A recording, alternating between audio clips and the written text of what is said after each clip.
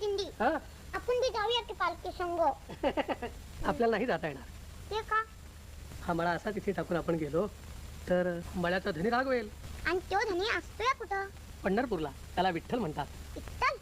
अगं भैया, म्हणजे पंढरीच्या देवाचंच नाव आहे की त्याचं. चालो रे साता. तो धनी पंढरीला राहतोय ना का? बघू काय ते. बघू नका, जम्मत आहे. तुम्हासनी नवा पंढरपूरला न्यायला. पण कुणाला? म्हणजे तुम्हासनी ठाव नाही?